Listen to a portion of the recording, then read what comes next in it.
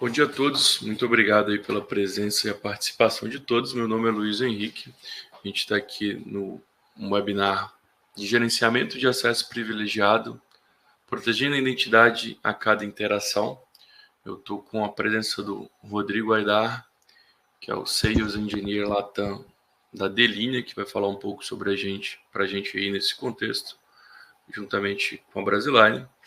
Então a gente vai seguir esse webinar de modo que qualquer dúvida, questão, você pode estar mandando no chat e a gente vai respondendo ali dentro do chat, ou no final o Rodrigo também vai dar uma olhada e responder as perguntas mais pertinentes.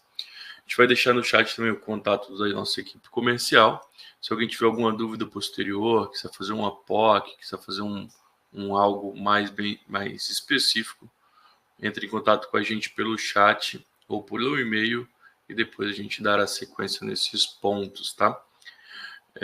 Passa a palavra para o Rodrigo. Rodrigo, seja muito bem-vindo. O webinar é todo seu. Obrigado aí pelo tempo e a disponibilidade. Eu que agradeço. Luiz, Kátia, o pessoal da Brasiline, já trabalha há muitos anos com vocês, então é um prazer. Justamente, né, a gente vai falar um pouquinho sobre a gestão de acessos privilegiados. Vamos falar primeiro sobre privilégios e fazer a ligação entre identidade e proteção de identidade com interação a dados e com uma metáfora razoavelmente simples. Me apresentando um pouco, eu sou hoje engenheiro de sistemas para a Delinea na América Latina toda, mas já estou aí na área de tecnologia, começando com redes há 25 anos, e 15 em cibersegurança. Comecei na IBM, depois Logicalis, Algar. Fiquei 7 anos na Fortinet como engenheiro e arquiteto sênior também, ao final da minha passagem, e agora, esse ano, responsável pela engenharia da Delinea no Brasil e América Latina. Aqui um slide bem tradicional, né? Porque que, apesar das amplas evoluções aí a nível de segurança cibernética, a gente ainda tem riscos aumentando, impactos do ambiente dado até o uso de soluções de segurança, pela complexidade de TI que vem aumentando, pelo cenário de ameaça que, assim como as soluções de segurança evoluem, e também a quantidade de fornecedor que a gente tem hoje para gerenciar se tornou um gargalo, às vezes falta de gestão adequada nesses produtos levam mais a mais problemas do que soluções. Eu acho que isso pode ser verdade para todas as empresas, mas eu acredito que cada uma vai ter a sua necessidade específica. Isso é uma abordagem um pouco mais macro, né? Historicamente, a gente largou, né, as soluções de gestão de privilégios ou de segurança de identidades, a gente considera o mesmo, sinônimos aí, para seguranças mais tradicionais e simplificadas. Cofres de senha, né, que são as soluções básicas, iniciais, a nível de segurança de identidade, eles foram uma das primeiras soluções para a segurança adotadas em grande escala, né? Mas dos anos 90 para os anos 2000, elas também eram as soluções mais complexas, então as equipes acabaram migrando para uma abordagem de segurança baseada nas disciplinas ou focos que a gente tem hoje no nosso dia a dia, que é a segurança de rede, endpoint, aplicação. E a gente continua precisando de IAM, né? IAM não é segurança de identidade. IAM fornece acesso e só. Então, um Entra ID, um Okta, quando o cliente normalmente fala com a gente de IAM, é sobre isso que ele está falando, apesar de IAM ser uma disciplina de cibersegurança, né, uma estrutura ou uma coluna como as outras. Quando a gente ouve IAM, a gente sabe que o cliente está falando de Okta, de fornecimento de acesso, agrupamento de usuários, permissionamento, eventualmente desativação de usuários, na melhor das hipóteses, né? Tem problemas hoje em dia com algumas dessas soluções, dado a complexidade das soluções de identidade historicamente, pelo menos até, né, os anos 2012, 2013, eles saíram da aba da área de infraestrutura. Todo mundo aqui, ou a maioria das pessoas que entraram no mercado de segurança, normalmente migraram para a solução que se tornou protagonista nos anos 2000 na parte de segurança. Eu, pelo menos, gerenciava switch, roteador Cisco, de repente apareceu um firewall, e de repente eu era de segurança, porque eu criava regras para esse firewall, entendendo-as como ACLs, mas ao longo dos anos a gente vai se especializando e focando mais na abordagem de segurança de rede orientada a firewalls, né? Eventualmente, segurança de endpoint e até segurança de aplicação hoje são áreas mais disseminadas, e existe esse buraco a nível de ponto de inflexão ou ponto cego nessas soluções, que é a autorização. Porque, como eu falei, os IAMs só dão acesso, eles não injetam segurança, alguns injetam de forma limitada, mas é opcional, ou são add-ons e não especializados nisso, né? Segurança de aplicações, né, ou segurança de nuvem. Hoje é muito complexo esse mercado, essa abordagem, porque você precisa de um AF que, na verdade, é um quebra-galho de código, de códigos com falta de SDLC ou com problemas aí em sua estrutura interna. Implementar o AFS para microserviço é complexo e eles não endereçam a identidade, né? O AFIS, soluções de data protection, né, um Imperva, um FortiWeb, o OASP Top 10, com as maiores vulnerabilidades presentes em aplicações webs públicas, né, acho que todo mundo está familiar, e todo mundo exige isso de WAF, de data protection. O primeiro, da última versão do OASP, que é de 2021, a vulnerabilidade mais presente em aplicações web é controle de acesso quebrado.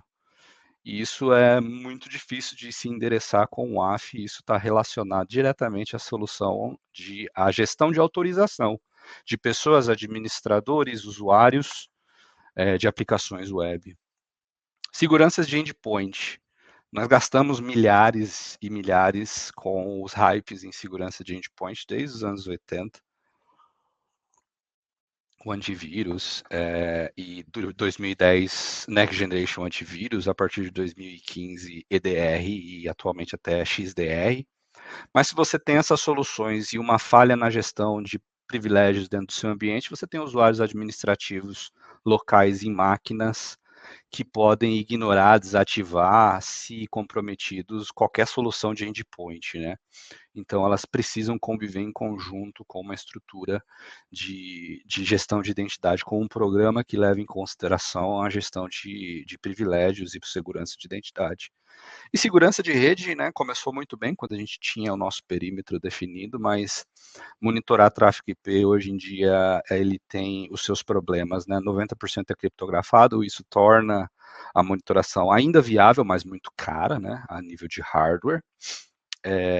E por volta de 50% do tráfego em redes que você, em tese, gerenciaria, você não pode gerenciar, né? Porque o usuário hoje está em casa, está na Starbucks, está no aeroporto, é um fornecedor, está usando uma aplicação software as a service, onde você sequer tem visibilidade. E quanto mais ter a possibilidade de controlar ou colocar um firewall ou um SASE em todos os pontos da infraestrutura. Então, é falho, né? Ou então, deixa também os seus pontos cegos. O que essas soluções têm em comum é a abordagem ou a falta de abordagem no que a gente considera esse ponto em comum, que é a autorização. E para entender melhor a autorização, a gente precisa se focar, ou eu gosto de explicar, esse enfoque com base no mundo real, porque a segurança do mundo real ela é totalmente baseada em autorização e interação de identidades com ambientes controlados, né? A gente vai tentar explicar isso de uma forma mais simples. A gente tem uma pessoa, né? E uma pessoa que nasce, ela tem uma identidade, né? Ela se autodetermina Logo, ela possui uma identidade, mesmo que única, filosófica, mesmo um indigente, mesmo alguém que está iniciando a interação com o mundo, ele tem uma identidade. Aqui a gente não está falando de documento, a gente vai falar de documento depois. Você se identifica como algo assim que você tem uma consciência. E tudo pode ser algo, se você assim quiser, né? A questão é que a identidade, ela começa a ser validada a partir de certos pontos. Por exemplo, essa aqui que é a Joana, ela está querendo ir num parque, por exemplo, um parque público numa cidade. Esse aqui é o Parque Vila Lobos, perto da minha casa. Esse parque é público, logo, ela só precisa da identidade dela, ou seja, ela só precisa existir e se locomover a esse parque para poder acessá-lo. Então, não tem muito segredo, a sua identidade te leva a qualquer lugar, principalmente quando você está interagindo com um ambiente público, nada mais é solicitado além da sua existência. Porém, a Joana agora ela precisa ir para o aeroporto de Guarulhos. E se ela quiser ir até o lobby de entrada do aeroporto, onde a gente pode se enfiar numa fila ali para começar um check-in, um despacho de bagagem, esse ambiente também é público, né? Pouco vai ser exigido dela, dado, né, um comportamento normal, ela vai poder interagir com esse ambiente assim que ela entrar no aeroporto, né? Porém, agora que ela fez o check-in, ela precisa acessar os portões de voos nacionais, por exemplo, para ter acesso ao avião que ela vai pegar para um voo dentro do Brasil a partir de Guarulhos. Esse ambiente faz parte, esse ambiente faz parte do mesmo cenário, aeroporto.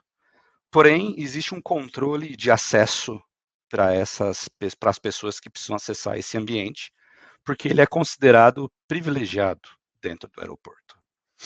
Você não pode só existir e caminhar até o, perdão, até o portão 2. Eu sei que a gente precisa do nosso cartão de embarque, mas aqui eu estou só fazendo uma abstração para facilitar o entendimento. Você precisa se autenticar.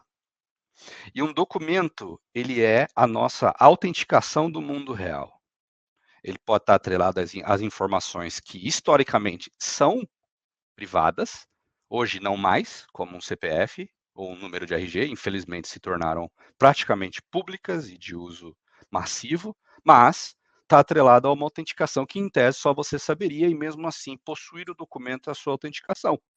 Né? Podemos entender aí, talvez, esses documentos como os mais próximos deles, sendo uma autenticação FIDO, né? Por exemplo, que exige que você o tenha, exige que alguém o valide, ou seja, você vai passar por uma verificação dessa sua autenticação e você vai poder ter acesso, se ela for feita com sucesso, até o ambiente do Terminal 2 do aeroporto de Guarulhos. Dentro do mesmo cenário, dentro do mesmo local, você tem um terceiro ambiente, que é o Terminal 3. O Terminal 3 do aeroporto de Guarulhos, que é para voo internacional, ele faz parte do mesmo local, mas ele é ainda mais privilegiado. Então, não basta somente sua identidade, seu cartão de embarque. Você faz uma autenticação mais sofisticada para entrar num ambiente mais privilegiado. No caso do mundo real físico, essa autenticação engloba o passaporte. Então, você, além de ter que ter uma autenticação adicional, talvez um outro fator de autenticação, levando em conta a teoria de fator de autenticação no mundo real, você tem uma validação mais sofisticada, ou seja, com mais passos, com uma inteligência não artificial ou uma inteligência artificial. Uma inteligência natural pode olhar o seu passaporte e identificar alguma anomalia, mas só depois dessa autenticação mais sofisticada você tem acesso ao aeroporto, ao Terminal 3 do aeroporto. Isso é proteção de identidade. Aonde a gente está validando a identidade das pessoas, a gente está aplicando segurança de identidade. Porém, ao longo dos anos, essa segurança evoluiu e hoje, mesmo nesses ambientes privilegiados pós o seu controle de acesso a eles, você ainda tem proteções de identidade em andamento ali. Nenhuma delas está avaliando a rede por onde você está passando, ou seja, o chão por onde você está andando. Elas estão avaliando através de câmeras, e pode ter certeza que se você deixar uma mala perdida lá no aeroporto, sair de perto dela por alguns minutos, um policial vai te abordar. Existem câmeras e controles humanos avaliando o que as pessoas estão fazendo, uma vez que elas estão dentro do ambiente privilegiado. E quanto mais privilegiado, talvez mais sofisticado esses controles, porque eles têm parcerias para injetar algum tipo de análise de anomalia de pessoas dentro de ambientes cada vez mais privilegiados, como é o caso do ambiente de terminal internacional. No caso da identidade, a nossa identidade, nosso RG/CPF, hoje a gente tem esse Sistema Único de Identificação, o IAM dessa identidade é o governo federal.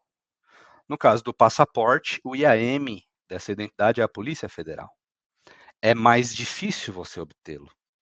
Você passa por outros passos de validação antes mesmo de poder pôr a mão no seu passaporte.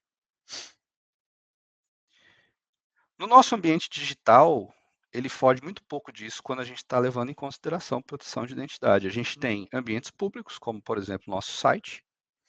A gente tem ambientes privados, e aí um exemplo, privilegiados ou restritos a nível 1, ou talvez a nível inicial, como um SAP. E a gente tem ambientes completamente restritos e críticos, como uma administração de um domain controller.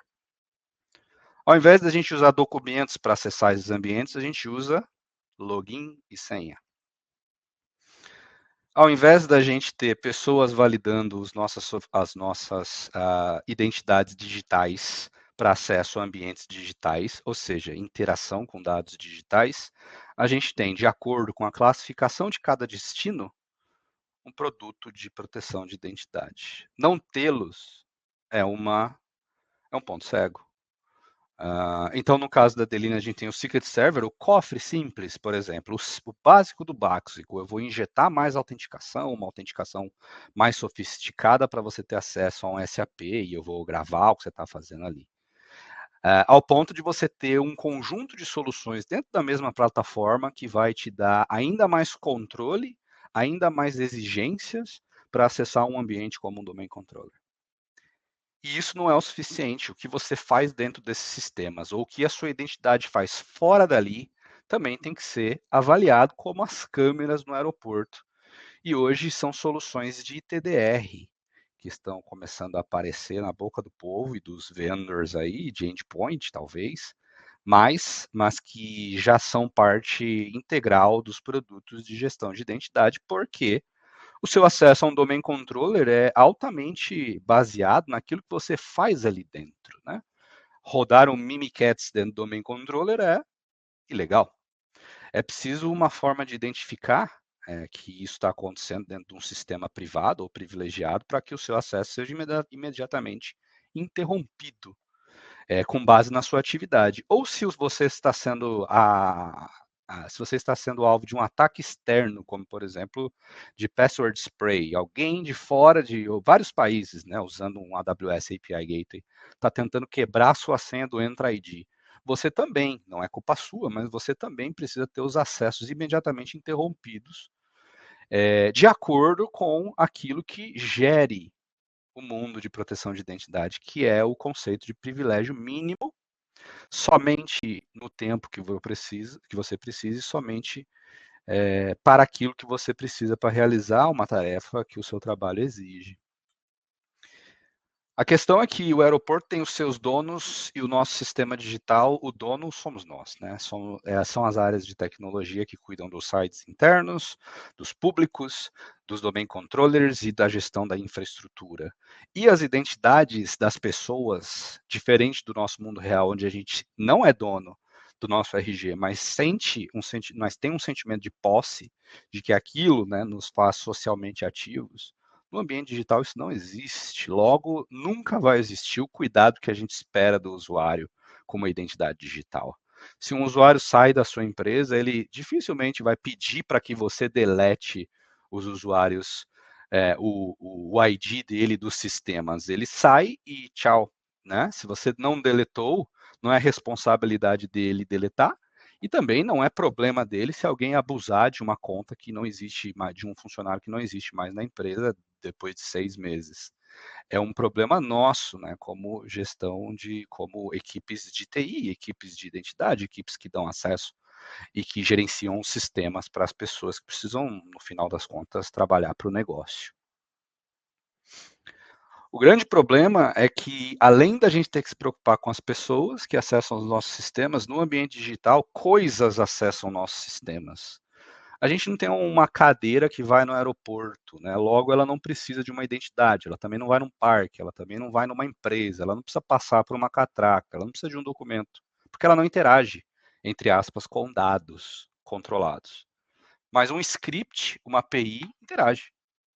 É, entre aspas, uma pessoa virtual que tem uma identidade atrelada a nível de sistemas operacionais, a nível de acesso a outros sistemas, porque é assim que a informática provê o acesso a sistemas, né? Assim como um IoT, né? Uma impressora também tem acesso como se fosse uma pessoa, logo ela está sujeita a ter as credenciais roubadas ou usadas de forma maliciosa dentro dos sistemas que ela tem acesso, ou seja, controlar o acesso desses recursos é tão importante quanto controlar o acesso de pessoas.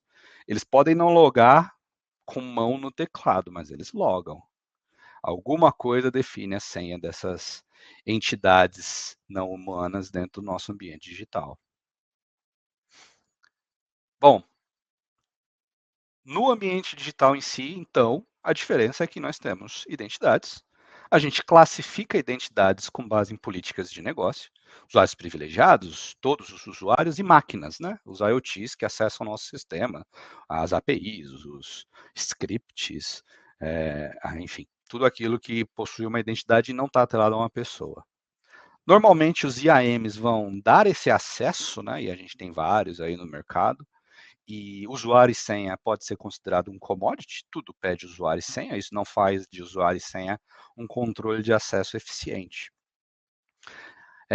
As pessoas normalmente passam por infraestrutura, um servidor, uma nuvem, um switch, um firewall, ou um conjunto de vários elementos de infraestrutura para chegar no dado que ela tem que acessar para trabalhar. Um usuário privilegiado gestor de TI talvez vá até só a infraestrutura e jamais acesse o SAP, porque o trabalho dele é gerenciar a infraestrutura, né, o switch, o servidor. E é isso que normalmente se considera o usuário privilegiado, mas historicamente, pelo menos, hoje em dia nem tanto, né? Um usuário, a gente tem implementações de cofre ou de soluções de PAN em geral, onde o usuário privilegiado para uma agência de turismo, no caso, foram usuários administradores das redes sociais dessa empresa que teve elas vazadas ou roubadas e teve mensagens políticas e até pornográficas publicadas durante uma semana que causou um prejuízo de 6 milhões de dólares. Uma rede social para uma empresa de turismo é muito mais importante do que um switch. Então, até o conceito de acesso privilegiado varia de empresa para empresa, por isso que as soluções têm que ser flexíveis. E uma solução PAN tradicional, ela interage no meio do caminho para fortalecer a autenticação dos usuários em conjunto com as exigências do IAM, ou seja, injetar vários fatores de autenticação em várias etapas do acesso, e a gente vai ver isso na prática. Fornecer um acesso auditado, controlado para qualquer usuário privilegiado ou qualquer usuário no geral, como com gravação de sessões, identificação de anomalias durante acesso a sistemas, a switches, a access points, a firewalls, a servidores, até a fortalecimento do acesso ao dado em geral, né? A gente pode ter um MFA para acessar o ambiente de AM, mais um para o usuário acessar o servidor que ele precisa, talvez outro distinto para ele acessar, por exemplo, o dado que gere o negócio, que é um ERP. Isso é o cofre, tradicionalmente falando, né? Ele vai te dar permissões assim que você conseguir passar pelos desafios que ele te impõe para você chegar até o sistema que você precisa para trabalhar. E, óbvio, incluindo tudo aquilo que é tradicional, historicamente, de COF, como gravação de sessão, controle de certos comandos e certas ações, muito rusticamente, porque hoje essas soluções são mais avançadas, né?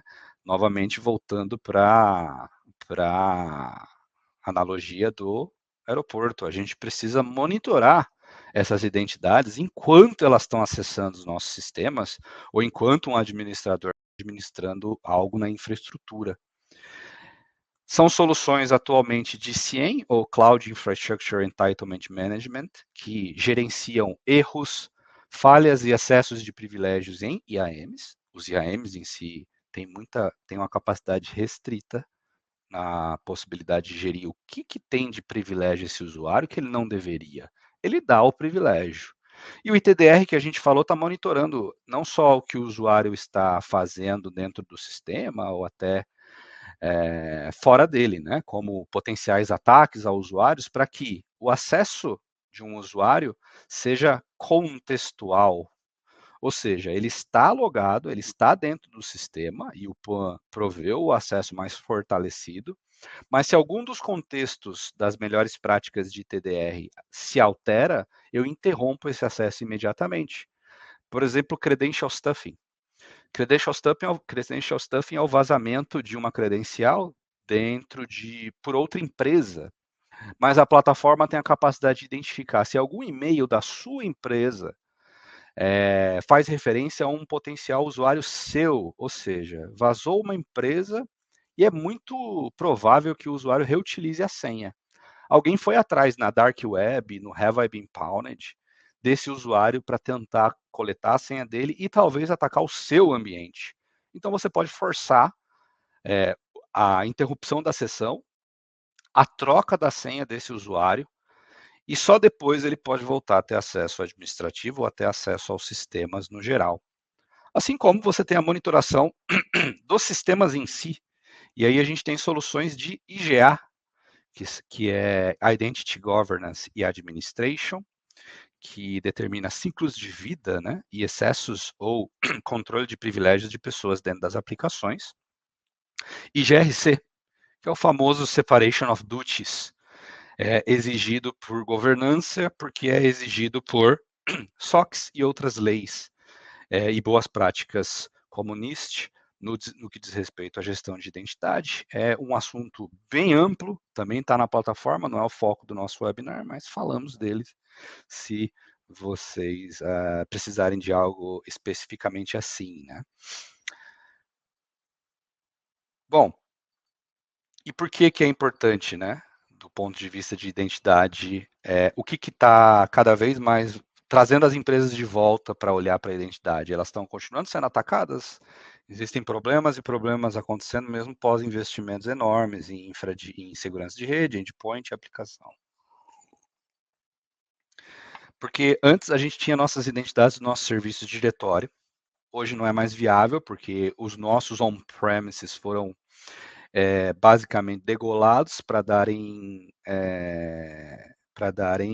oportunidade ou para tomarem o benefício da nuvem, né? Então hoje a gente tem uma nuvem, duas nuvens, às vezes até 3 nuvens e todos os nossos usuários replicados entre nuvens, workloads de nuvens que também têm as suas identidades e identidades gestoras de nuvem também. Então vai muito além do que aquilo que a gente tinha antes como ponto único de controle de acesso, que era o Active Directory, né, via LDAP. O LDAP em si se tornou um protocolo ultrapassado para gerir identidade. Então, até a nível de provedores de identidade, a gente evoluiu para os IAMs, né? Porque hoje a gente tem uma infinidade de aplicações com controle ainda mais reduzido do que dos nossos subscriptions de nuvem pública, né? Que são o software as a service, que também tem as suas identidades. Para a gente ter uma flexibilização maior de controle de identidade e até single sign-on para aplicações web, a gente precisa de protocolos mais sofisticados e soluções que suportam esses protocolos como SAML, Open Authentication e OpenID Connect, que são os famosos IDPs ou IAMs. Um Okta, um Ping, um Entra ID é um IAM, porque são IDPs. Um serviço de diretório também é um IAM, com muito mais funcionalidades, mas é um IAM. Então, gerenciar as identidades em todos esses lugares é essencial, até mandatório, por recomendações de boas práticas como o ISO. E se faz ainda mais importante quando a gente entende que, dentro de qualquer ambiente de nuvem, a gente só é responsável final e indiscutível pela identidade. Se o Dropbox é atacado, o problema é do Dropbox. Ele vai ter que te dar satisfação. Se um usuário com uma conta que você deveria gerenciar, tem essa conta roubada, acessa o Dropbox, é um administrador e apaga tudo que tem ali, não é problema do Dropbox. Então, o dado que reside em qualquer software as a service, em qualquer nuvem, em qualquer nível, é nosso.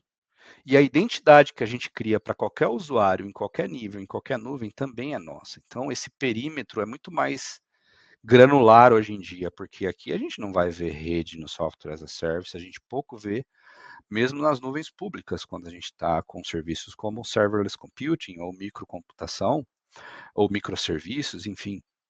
Muito menos os endpoints, né? A gente tem sequer a capacidade de rodar endpoint protection em muitos desses ambientes. A identidade é o nosso ponto de acesso, é o nosso perímetro entre um usuário que não tem e tem acesso a um ambiente software as a service controlado de forma corporativa. Logo, tudo tem uma identidade.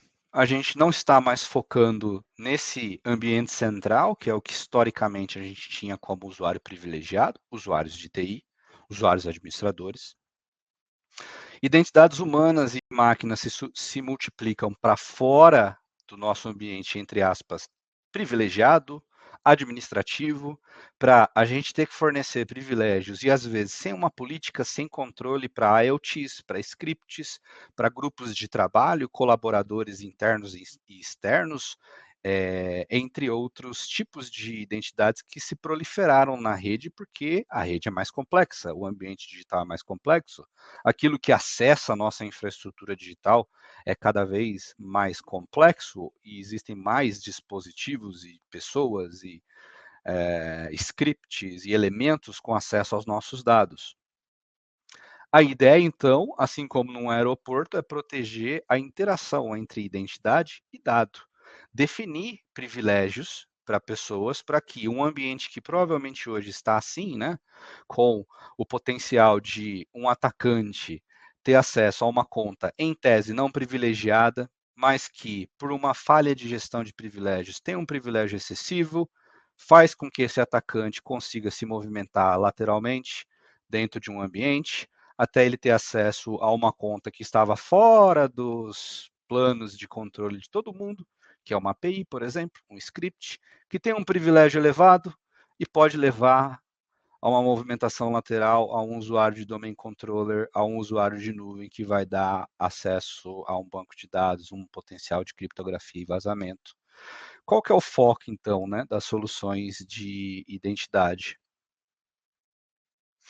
Reduzir privilégios e aplicar o princípio de privilégio mínimo. Ou seja, um usuário não pode ter acesso, se ele for, por exemplo, um usuário externo, ao nicho que ele deve ter acesso, e qualquer tentativa de movimentação lateral, maliciosa ou não, deve ser impedida. Os dispositivos controlados por ninguém, ou seja, as identidades que não são de pessoas, têm que ter donos, e esses donos são atribuídos nas soluções de proteção de identidade. Os seus privilégios são revistos para que eles não cheguem num ponto de um privilégio de um domain controller, de um DB admin. Assim como tudo na rede, a gente está buscando mostrar, olha, esse é o caos atualmente. Está tudo com excesso de privilégio. Essa é a recomendação de tudo que você deve fazer para conter os privilégios e reduzir a chance de um ataque a um usuário não privilegiado levar com o tempo, né, porque os ataques duram meses às vezes, até um atacante conseguir se movimentar para aquilo que dá acesso ao que ele quer impactar na infraestrutura.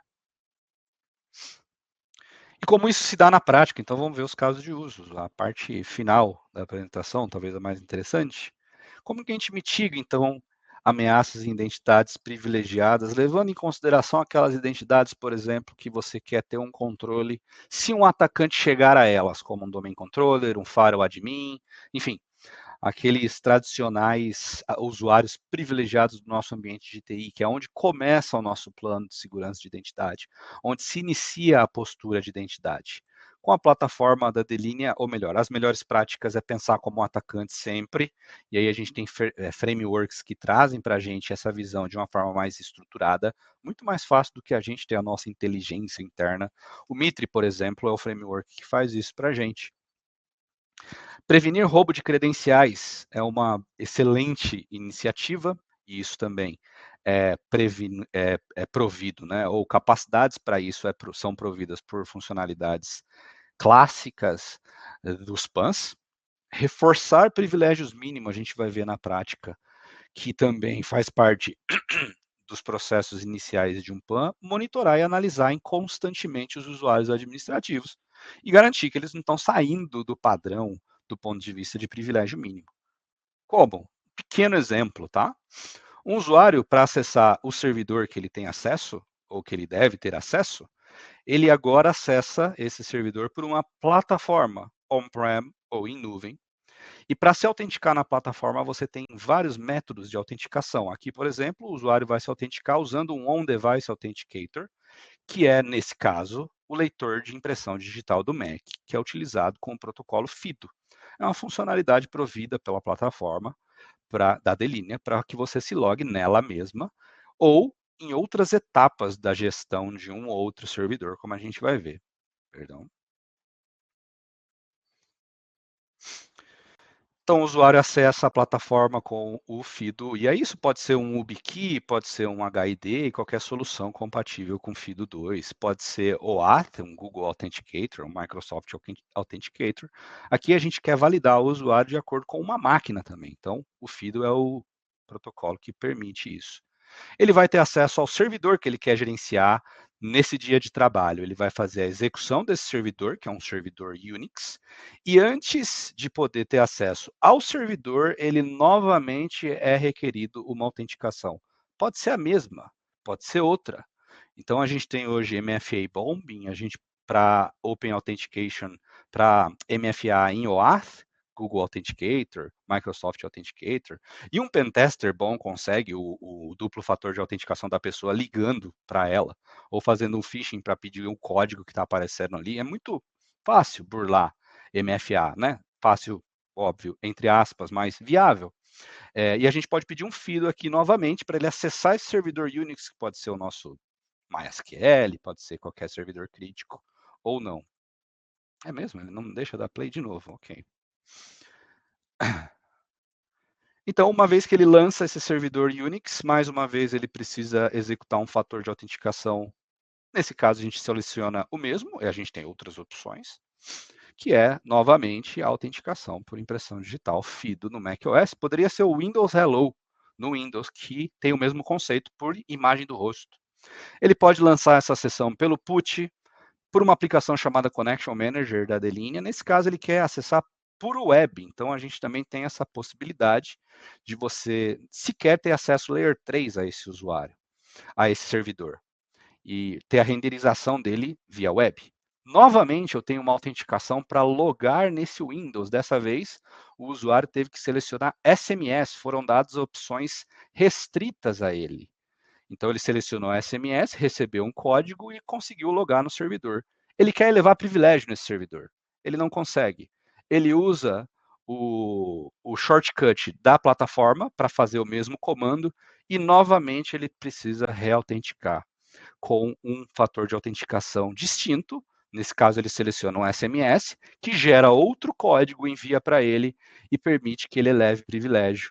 Nesse caso, a gente só viu um arquivo que exige um privilégio sudo, mas o que isso quer dizer? Se essa conta for roubada, a exigência de mínimo privilégio que a gente aplica através de imposições de MFA durante o processo de administração vai fazer dela inútil. Mesmo se o administrador ou o atacante ou o pentester tiver acesso à conta, ele dificilmente vai ter acesso ao computador atrelado àquela digital porque tem um processo de FIDO, por exemplo, de PKI, de chaves públicas e privadas, que é o que garante que aquele acesso tem que ser feito de um computador específico que a gente controla. E no caso de mitigação de ransomware, primeiro, como que funciona o ransomware hoje em dia? Ninguém vai atrás de quebrar senha de um usuário, ou como último recurso, normalmente. Essas senhas estão à venda na internet, então você vai atrás de um vazamento, como a gente comentou, um credential stuffing, e tem acesso a uma conta de usuário. Nesse caso aqui, a gente conseguiu comprar ou ter acesso ao usuário new, que é um usuário de um Windows que está acessível para a gente, e através do nosso Kali a gente roda o comando de RDP e tem acesso a esse usuário, a esse sistema operacional com a conta que a gente baixou, da Darknet ou de um Pastebin. A gente vê que nós somos usuário new nesse sistema e de qual grupo a gente faz parte. Dentro desse ambiente, nós fazemos parte do grupo administrador local, ou o usuário que a gente roubou faz parte do grupo de administrador local. Isso já é metade do caminho andado, porque eu vou desativar os meus endpoints com um script de desabilitar, provido pelo Metasploit, por exemplo, que é a forma mais fácil de você executar isso. Para desabilitar endpoint, para desabilitar o Windows Defender, para desabilitar firewall local, para desabilitar qualquer tipo de EDR, automaticamente, ou através de um script, que a gente executa na máquina, e nós somos administradores locais. A gente pode fazer isso. Esse usuário deveria ser administrador local? Talvez não. Depois, a gente simplesmente vai fazer o nosso método de extração de senha dessa máquina, através do Mimikatz. Então, a gente tem aqui o nosso script, pouco personalizado do Mimikatz, para executar a extração de senhas que residem no Windows. E depois, o resultado é que, dentro desse sistema em específico, havia um usuário chamado administrator. Esse usuário faz parte de um domínio, e o Mimikatz foi capaz de quebrar essa senha por causa do famoso protocolo NT-hash do Windows, que é limitado, porque ele não faz salting no armazenamento de hash no sistema operacional. É bem trivial fazer um pass the hash ou até uma quebra de senha através do Mimikatz, que é uma das soluções mais usadas por pentest e até durante um ataque real. O que quer dizer isso? Aonde mais essa conta de administrator pode ser útil? Ela pode ser útil no domain controller. Então, se um usuário que é administrador de um domínio logou nessa máquina em algum momento, eu, através de um usuário administrador local, consegui a senha desse cara ou desse usuário e sou capaz de logar no controlador de domínio diretamente através da minha máquina, fazendo um pivô dela para o controlador de domínio, porque eu faço parte desse domínio.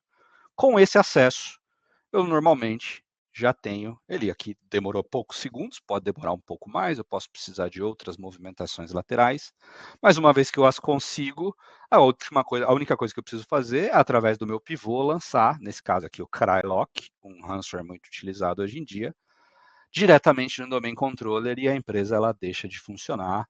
Se ela é dependente do domain controller e se não tiver um backup, provavelmente ela vai ter que pagar esse ransomware, Então, qual que é a boa prática? Claro que educação e cultura. Às vezes a gente quer limitar os nossos administradores, contê-lo da melhor no conceito de privilégios mínimos / zero trust, São similares, são sinônimos. Eliminação de senhas fracas, obviamente, imposição de MFA, obviamente, segurança e auditoria das contas minimamente privilegiadas, o Zero Trust e o Least Privilege, que nós já comentamos, e controle de privilégios a aplicações. E na prática, nós temos muitos casos de uso onde toda a TI da empresa, mesmo os helpdesks, como é o caso aqui, eles acessam qualquer máquina corporativa para dar um acesso para fazer uma manutenção. E no caso, eles poderiam usar um acesso de administrador local, que existe em muitas empresas, para dar acesso quando o usuário liga no helpdesk. Eles precisam instalar um programa, resolver um problema. Esse acesso administrativo local ele tem que ser extremamente controlado. Então, aqui a gente tem 2, mas tem empresas que têm 2.000 Windows atrás do cofre. Quando o funcionário de helpdesk precisa acessar esses Windows, ele faz através do cofre, via web, via agente, Connection Manager, que ele está instalado aqui embaixo, mas a gente está acessando via web, que é mais rápido para a questão de demo, mas pode ser de várias formas, o acesso ao cofre, pode ser até por API. Isso faz com que tudo que esse administrador de helpdesk esteja fazendo nessa máquina seja auditável. Então, ele está entrando em contato, o usuário entrou em contato, então ele tem acesso à máquina dessa usuária através do cofre, não mais por TeamViewer, não mais por soluções simples de gestão de helpdesk, mas com um proxy de autenticação. Ele não sabe sequer a senha que está sendo usada para logar nesse Windows, e ele tem que fazer o checkout. Ou seja, eu vou acessar essa máquina com privilégios administrativos. Eu preciso fazer o checkout. Ninguém mais pode acessar essa máquina enquanto eu estiver em checkout. Quando eu saio da máquina, eu faço o check-in, ela está disponível para outro administrador. Depois dele executar o checkout, ele precisa pedir autorização, talvez. E depois de pedir autorização, especificando exatamente por que ele quer acessar isso, o coordenador dele, depois de ler, pode receber o e-mail de que alguém está tentando acessar essa máquina com privilégio administrativo, é esse usuário, com essa justificativa, eu aprovo ou não, depende. É um workflow de aprovação bem sofisticado que a plataforma provê para acesso a segredos. No caso, ele tem o acesso, ele consegue esse acesso liberado, ele tem 30 minutos para fazer o trabalho dele, ele vai logar através do Connection Manager, então agora ele sequer usa a web, ele tem uma ferramenta profissional, onde ele pode abrir várias sessões simultâneas, o que é mais flexível do que acessar o cofre pelo browser. E aí ele está na máquina do usuário. Qual que é o ponto aqui também? O que ele faz na máquina do usuário pode ou não ser suspeito, porque um analista de helpdesk pode ou não realizar certas ações para consertar um problema. Por exemplo, buscar em qual grupo o usuário que ele acessou faz parte localmente no Windows é uma tática clara de reconhecimento de um ataque. Então, como é que eu sei que essa conta é de fato do usuário de helpdesk ou não? Ou é uma conta que vazou de um usuário de helpdesk que poderia ser administrador local? Se foi o caso e alguém dá um comando suspeito na máquina do usuário remoto, eu posso pedir para que esse usuário me diga por que ele quer fazer isso através da plataforma. Ele vai ter que colocar uma razão. Essa razão pode estar atrelada a um workflow, alguém precisa aprovar. Novamente, ele diz que quer resolver um problema no chamado tal. Ok, ele não precisou de aprovação, porém poderia. E tem certas coisas que são injustificáveis. Por exemplo, ele executar um arquivo ofuscado como Notepad, mas que na prática é um Mimikatz. Se ele tentar isso, claramente isso não precisa sequer de aprovação. Perdão.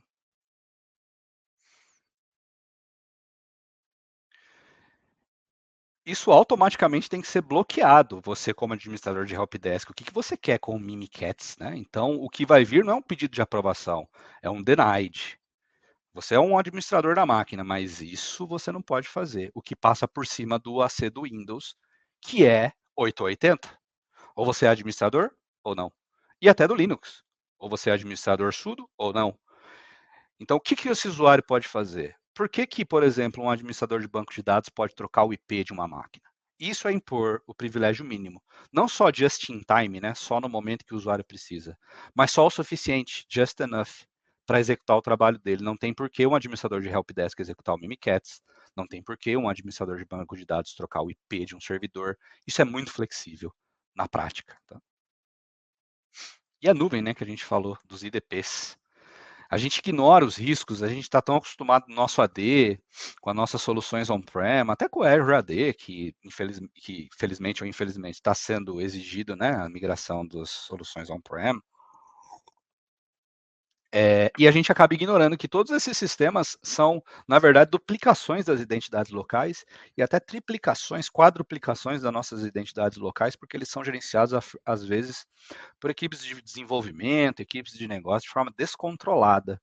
Então, abordagens tradicionais não são adequadas, né?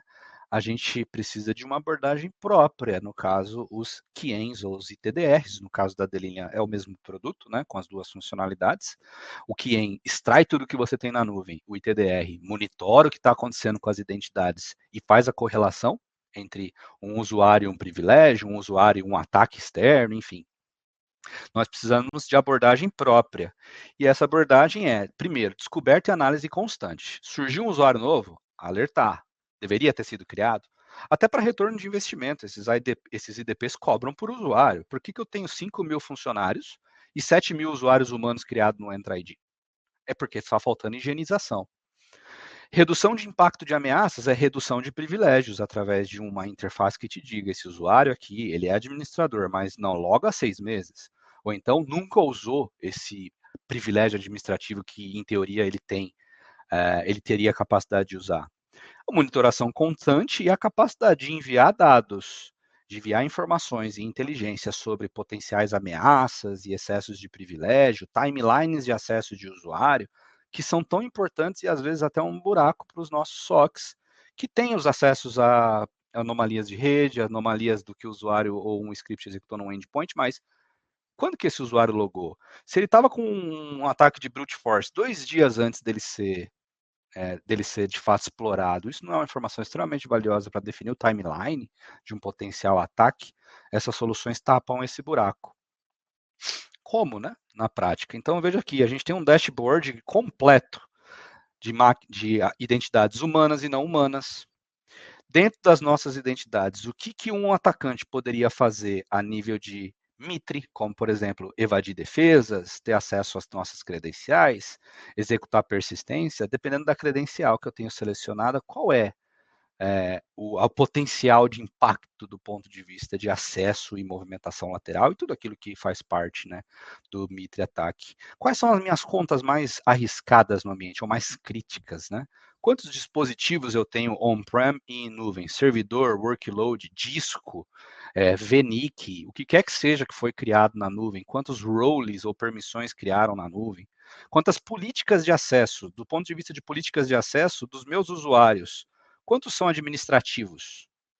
Quantos são de negócios? E quais são as atividades suspeitas que eu tenho no meu ambiente?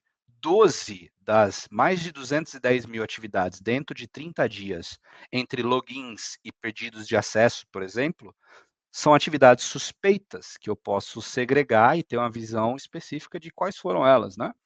Aqui a gente tem o ITP, o ITDR, claro, né? Quais são as ameaças às identidades? Eu tenho 6 incidentes críticos no momento. Do ponto de vista de postura de identidade, uma visão completa corporativa ou por aplicação?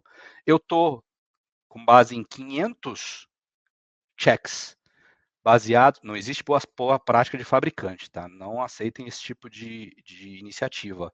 Com base em boas práticas de mercados, que são CSA, a nível de identidade, CSA Star 3 e 4, SOC 2 e principalmente ISO 27001 e CIS, que é um framework de hardening de sistemas. Eu tenho a minha postura 39% adequada na AWS, 52% adequada no Entra ID ou no Microsoft Active Directory. 55% nessa subscription da AWS, no Ping, 68%, no Okta, 70%. Quantas contas privilegiadas? Quantas contas stale, né? Quantas contas paradas, sem login há muito tempo? Quantas contas overprivileged, que têm mais privilégio do que deveriam? Tudo numa visão única, que é só o dashboard. A gente tem capacidades ainda mais sofisticadas dentro desse dashboard. Por exemplo, a solução ela é uma solução de inventário completo que vai dar para a gente uma visibilidade específica em relação às nossas identidades individuais. A gente tem motores de inteligência artificial que faz a busca por um ambiente de milhões de identidades, talvez não milhões, mas milhares de identidades, incluindo de serviços, on-prem, na nuvem. A gente pode só selecionar, em vez de usar regex ou as buscas tradicionais aqui do sistema. Oh, meu Deus. Então, olha, eu quero só usuários privilegiados que residem no Okta, no IDP, no que a gente tem também no nosso ambiente, hoje tão também difundido, né? Aqui ele vai me dar só os usuários administradores de Okta, ou privilegiados de alguma forma, e a gente vê que 3 dele têm incidentes atrelados. Outra coisa que a gente pode, depois de fazer o drill down em certas contas, ou em uma conta específica, identificar um usuário e o famoso blast radius, né? Visualmente, a área de impacto desse usuário, o quanto ele pode impactar minha rede trabalhando, ou o quanto um atacante poderia impactar minha rede se tivesse acesso à identidade do Ron Lieberman, que, no caso, tem conta no Entra ID e no Okta, é um super admin de Okta, é um owner de uma subscription na Azure e tem 135 discos criados, VPCs, provavelmente trabalha lá na parte de Infrastructure as a Service como um administrador de nuvem. Isso é importante porque ele precisa, ou poderia ser contido. Ele também é um usuário Kubernetes dentro do Entra ID, deveria, enfim, essa visão visual, ela é muito importante para ter ideia de quanto uma identidade em específico faz no nosso ambiente. Na parte de Threat Center, a gente tem aqui tanto a Identity Posture, que a gente vai ver no final, e Threat Center, são os incidentes atrelados a todas as nossas identidades. A gente pode ver que não só incidentes clássicos de TDR, quais são as minhas contas atualmente sobre ataque de força bruta, seja password spray, seja password guess, que é muito raramente utilizado hoje, mas alguém está tentando MFA bombing no meu ambiente? Alguém está tentando trocar uma senha no Okta? Não é um incidente grave, mas é um incidente talvez relevante para uma análise de um potencial ataque. Alguém tomou uma atitude suspeita dentro do ping, e aqui tem várias classificações distintas do que se trata. Agora, o mais importante é que o nosso ITDR é o único que tem o R, que é a resposta, né? Identity Threat Detection and Response. Então, com base em, por exemplo, uma conta ser alvo de um ataque de brute force, dado um incidente acontecer em qualquer uma dessas contas, eu posso tomar uma atitude proativa. Entrar no Okta para essa conta, ou no Entra ID, ou no Ping, e desabilitá-la. Tirá-la de um grupo administrador. Removê-la só depois que alguém fizer a análise desse incidente.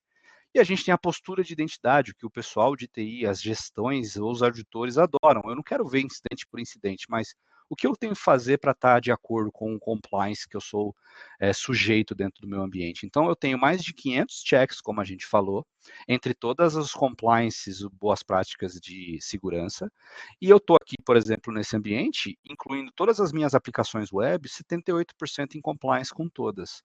Eu poderia selecionar em compliance só a ISO 27001, que é o que me importa. Selecionar só a parte vermelha para ver tudo que eu tenho que falhar, tudo que eu tenho que fazer e falhou nos meus checks, por exemplo, tem usuário sem MFA. Tem usuário sem MFA no ping, no Entra ID. Tenho roles dentro da AWS que foram criadas e nunca foram usadas. 193. Tenho políticas na AWS que não foram utilizadas. Tenho administradores da AWS que não têm MFA, enfim. São mais de 500 checks que você vai poder ver onde que você falhou, onde que você passou, quais são os elementos que estão atrelados à falha, para você saber exatamente onde você tem que atuar. Tudo isso é um processo.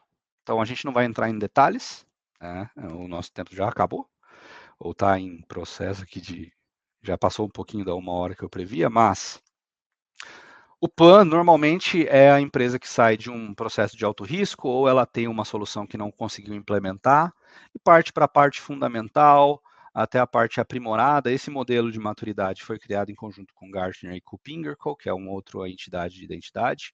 E aqui, cada um desses pontos verdes são casos de usos diferentes. Nada é feito de uma vez.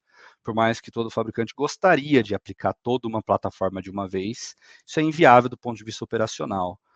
Então, a gente vai definir as nossas prioridades, adotar a plataforma e, aos poucos, ir aprimorando o nosso programa, principalmente se a gente está saindo de uma fase de alto risco, onde eu não tenho visibilidade ou controle nenhum sobre as minhas identidades.